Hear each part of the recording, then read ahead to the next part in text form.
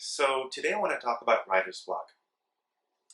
And fair warning, I'm going to take the unpopular position that it doesn't really exist and it should never be used. The reason I say this is because I think writer's block has become this really kind of lazy catch-all term that doesn't actually get to the heart of the problem that's ailing the writer. And this is actually really harmful and it actually delays progress. So let me explain what I mean by that. For example, let's say you're just having trouble getting going in terms of writing a novel. Well, that might be an idea problem. You haven't got sufficient inspiration, or you haven't figured out exactly what genre you want to be writing in or something. So that requires research, that requires going to other mediums, that requires reading other books, etc., etc., until you find the right idea. Or it requires you to just start writing, right? And then maybe you figure it out as you go. Whatever it is, saying you have writer's block is not actually addressing the problem. You're talking about using a big, broad term to refer to a specific problem. There are other instances where the term writer's block is used, right? So let's say you've run into some plot problems. You need to get somehow from A to B, and you don't know how to get there.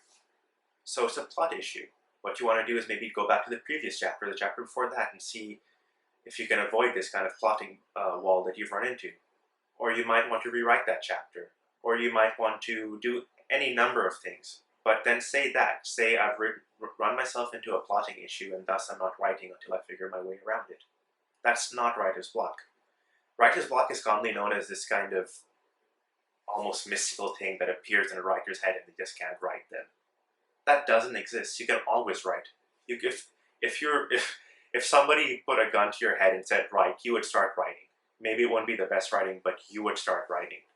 There's never a case where you actually can't write. So writer's block is just, it's not a thing. Sometimes something else might be going on in your life and it's affecting your writing.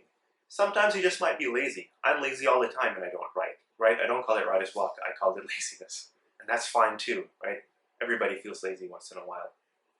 And there are any other number of issues that lead to people saying writer's block when they actually mean something fairly specific. If writer's block was actually understood differently, I wouldn't protest so much as to its usage, just because if people just meant, writer's block is this saying that it has many subcategories, and this is kind of a shorthand for saying I'm suffering from one of these subcategories, whether it's plotting or laziness or other issues in whatever it is, fine. And I think maybe some people do see it that way, but I think a lot of people view it as just oh, writer's block, can't do anything about it, just sucks to be me.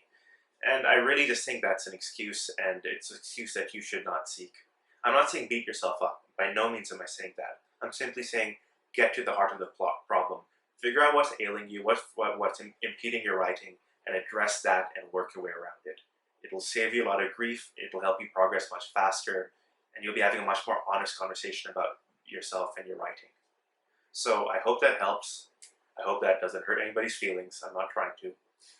And, please write in the comments if you disagree, why you disagree, or maybe you do agree, but you think maybe I'm overstating my case. Let me know. And of course, if you have any ideas for any future videos, also please let me know. Please like, please subscribe, and I'll see you next time. Thanks.